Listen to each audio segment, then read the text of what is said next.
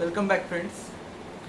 See, we are moving on with the next topic, and that is chapter 11th, magnetic materials. Okay. See, I have already taught you the chapter magnetism, in which I have covered the origin of magnetism, paramagnetic substances, diamagnetic substances, ferromagnetic substances, Curie temperature, motion of electron in circular orbit, magnetization, okay, then magnetic intensity, the relation between them, okay, how a core can magnetize a ferromagnetic substance.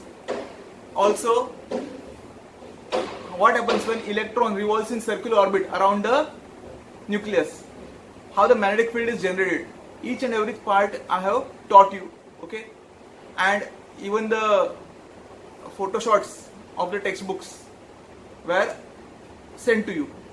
Now today we will study the part which was remaining, or the additional part in our new textbooks, okay. And the first topic is torque acting on a dipole kept in uniform magnetic field. See, in 11th standard we had studied one topic in which we place a current carrying coil, okay, current carrying coil in a uniform magnetic field. A torque acts on it, okay, and due to which it rotates. Similarly, here we are talking about torque acting on a dipole. Dipole means what? Bar magnet, and it is experiencing a torque. And what is that value of torque, in which direction it is acting, that I will show you on the board, okay. So have a look at this topic. It's a very simple topic. A torque acting on a bar magnet kept in uniform magnetic field.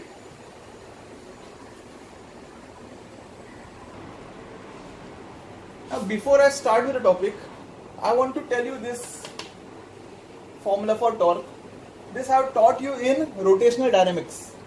Torque acting on any rotating body is given by I into alpha. I stands for moment of inertia of the body, and alpha stands for angular acceleration. So this formula, you remember, keep it in your mind. It will be used in our derivation. Okay. So the topic is torque acting on a magnetic dipole in uniform magnetic field. Now here the parallel lines indicate the uniform magnetic field B. In this magnetic field I have placed a dipole having two poles, south and north, which makes an angle theta. The axis or the length of the dipole makes an angle theta with the magnetic field. Now capital M stands for the magnetic dipole moment of the dipole. Okay. In textbook they have given symbol small m, but the actual symbol is capital M. Okay. Capital M stands for magnetic dipole moment of the, which is directed from south to north. It is directed from what? South to north. This arrow is directing the angle, direction of what? Magnetic dipole moment, and B is the direction of uniform magnetic field. Okay. Now the north pole, okay, the north pole will be attracted towards this direction, and it will experience a force equal to MB. It will experience a force equal to what? M into B. On the other side, the south pole will experience a force in this direction, okay, that will also be minus MB, plus MB and minus MB. Now an object which experiences two force at two different points in opposite direction is bound to rotate. As a result, we say the dipole will undergo rotational motion, okay, and I will say a torque is acting on that dipole. I will not say force, because when two equal and opposite forces are acting on a dipole, we call this as a torque. And the torque acting on this dipole will be how much? Given by formula tau equal to M cross B. M stands for magnetic dipole moment and B stands for magnetic induction. Now over here I have shown how M is in this direction, B is in this direction, okay, and when you take M cross B according to right hand screw rule, it will go downwards. So tau is the direction of what? Torque acting on this dipole. So we get the formula tau equal to M cross B. Now if we take cross product, we can write this as tau equal to mb sine theta. This is in terms of what? Magnitude. We can write in terms of magnitude as tau equal to mb sine theta. So this is a torque acting on a dipole. Okay.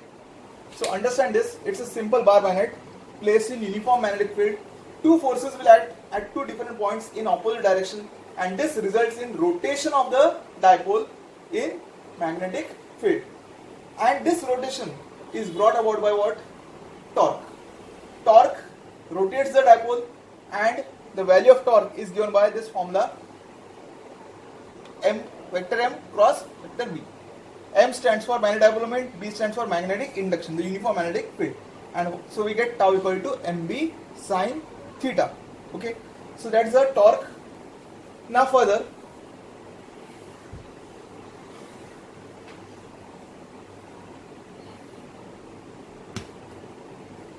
what happens if you rotate this particular dipole? Okay, the dipole is present in certain angle, suppose it is present at a certain angle, and what happens if you displace it? If you displace it through a certain angle, if you displace it, what will happen? Okay, now when you displace it, you have to do work. You have to do what? Work on it, and that work is stored in the form of what? Potential energy.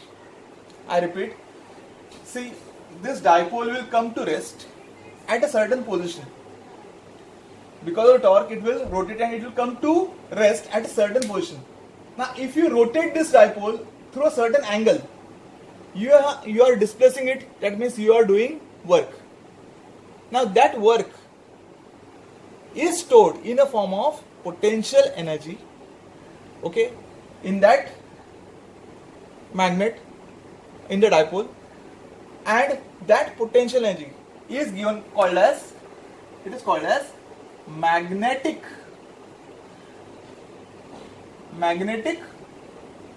potential energy. Okay, it is called as magnetic potential energy.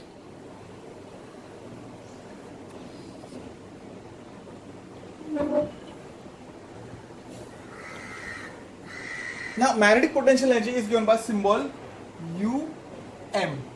Okay, UM stands for magnetic potential energy, and UM is nothing but integration of tau d theta from angle 0 to theta. Okay, I repeat once again, the dipole is experiencing a torque and it will come to rest at a certain angle. Now, if you displace the dipole through a small angle, you are doing work. That work will be stored in the form of energy called as potential energy.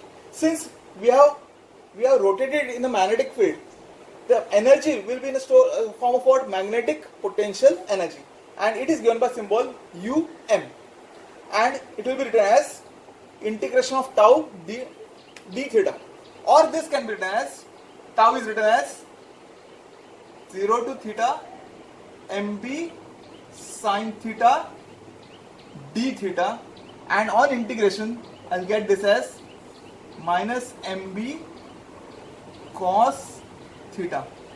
This is a symbol of potential energy stored in the dipole when you rotate it through an angle theta. If you rotate it through an angle theta, the potential energy stored will be minus mb cos theta. Now let us study what will be the potential energy at different angles. At what? Different angles.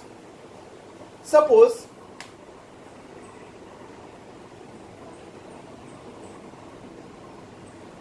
the dipole is placed in this manner, okay, and it makes an angle theta equal to 0 with the direction of magnetic field.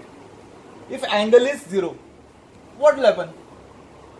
Put theta equal to 0 over here, cos 0 is 1, so the potential energy in this case will be simply minus mb.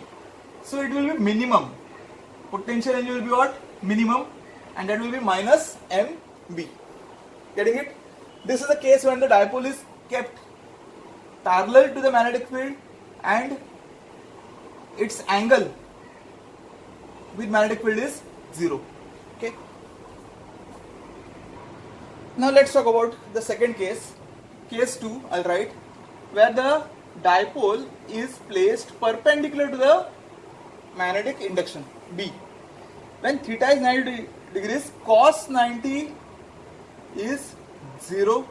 So UM will be 0. Right? Cos 90 is 0, so UM will be 0. So the potential is stored in the dipole when it is at an angle 90 degrees with the magnetic field is 0. Now case 3. Okay. Now the dipole is placed at 180 degrees with the magnetic field. This is B, this is north pole, this is south pole, and the angle it makes is total 180 degrees, and cos 180 is -1, right? Therefore UM will be minus MB into cos 180, that is -1, or UM will be equal to MB. This will be the potential energy in the system, and it will be maximum when the angle made is 180 degrees. So these are three cases. Case 1 when the angle is 0 degrees, case 2 when angle is 90 degrees, and case 3 when angle is 180 degrees. So the potential energy will be maximum in this particular case. In short, I am repeating all these three cases. When the dipole is parallel to the direction of magnetic induction, then theta is 0 and magnetic potential energy is minimum, that is minus MB. If the dipole is perpendicular to magnetic field or magnetic induction, theta is 90 degrees and magnetic potential energy will be 0. And third, if it is anti-parallel, means exactly making 180 degrees with the magnetic induction, magnetic potential energy is plus MB. So in this case, potential energy will be maximum. Now understand this. I got a string, okay, and I have attached a bar magnet to it. What? I have suspended a bar magnet using a string. Okay. The total moment of inertia of the bar magnet is I, and I have suspended it in a uniform magnetic field B. What? I have suspended it in a uniform magnetic field B. Okay. Now suppose I twist this.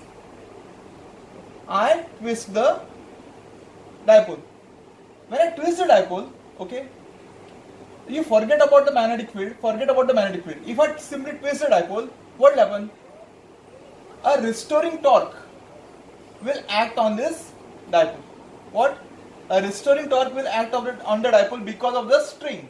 The string will exert a restoring torque, which will try to bring it to its normal position.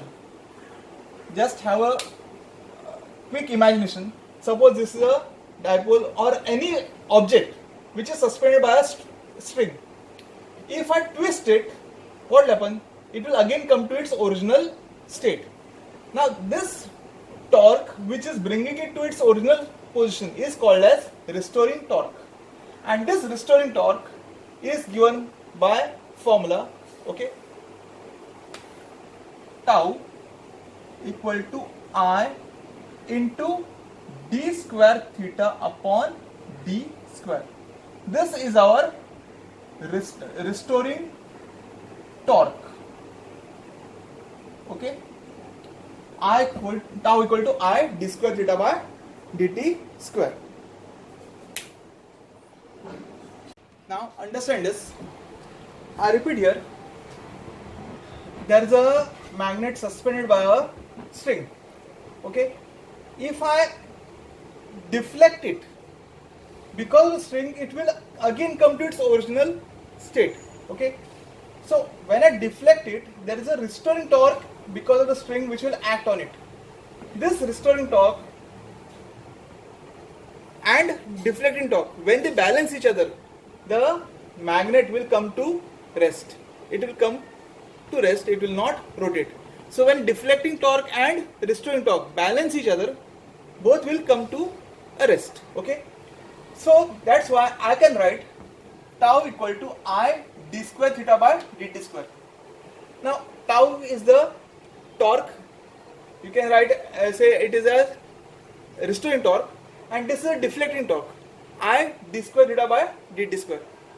This is angular acceleration and I is the moment of inertia of the magnet. Now we already know when a dipole is suspended in magnetic field, it experiences a torque given by minus mb sine theta. Okay, so this is equation 2. Now compare equation 1 and 2. I can write I d square theta by dt square, okay, is equal to minus mb sine theta, or d square theta by dt square equal to minus mb upon I sine theta. This is clear. Okay, I compared both the equations and got this formula. Now if the angular displacement is very small, if the angle made is what, very small, theta is small, then I can write sine theta approximately equal to theta. Instead of sine theta I can write directly theta. So the formula changes to what? D square theta by dt square, okay, d square theta upon dt square equal to minus mb theta upon I. Now m, b and I, all the three are constants, and so I can directly write d square by theta, d square theta by dt square equal to minus constant into theta, or d square theta by dt square directly proportional to minus theta. Now in oscillations you will come across this equation, and this is equation of simple harmonic motion. In this case it is angular simple harmonic motion. Now what is simple harmonic motion? Oscillatory motion of an object, okay, in a straight line or making an angle will be called as simple harmonic motion. If it is along a straight line, like oscillation of pendulum, we call it as linear simple harmonic motion. And if the oscillations are like this, okay, like if we suspend a magnet by a string and the magnet is oscillating, then those are called as angular simple harmonic motion. What? Angular simple harmonic motion. So harmonic motions are of two types: linear simple harmonic motion and angular simple harmonic motion. And this equation suggests that the body is undergoing angular simple harmonic motion. Okay. Now see further.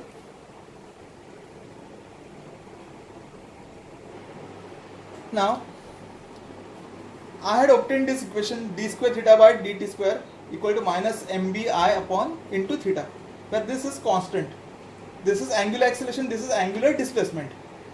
Now if the object is in linear simple harmonic motion, linear simple harmonic, linear oscillations, then we get this equation, which I will teach you in chapter oscillations. D square x upon dt square equal to minus omega square x. Okay. Now x is linear displacement and d square x upon dt square is linear acceleration, and both these are equations of simple harmonic motion. Okay, only difference is that one is for angular SHM, other is for linear SHM. Okay, SHM means oscillatory motion. When you compare both this, we get omega square equal to mb upon I, or omega equal to square root of mb upon I. Now omega, the angular velocity is given by 2 pi upon t. So 2 pi upon t equal to square root of mb upon I, or t equal to 2 pi into square root of I upon mb. This is a very, very important equation. It gives you the time period of a oscillatory dipole which is suspended in a magnetic field. The time period of oscillations of a dipole suspended in magnetic field is given by this formula 2 pi under root I upon mb. Okay, where I is moment of inertia, which you all know, m stands for magnetodipole moment, and b stands for the magnetic field. Okay, so this is our final equation which we derived.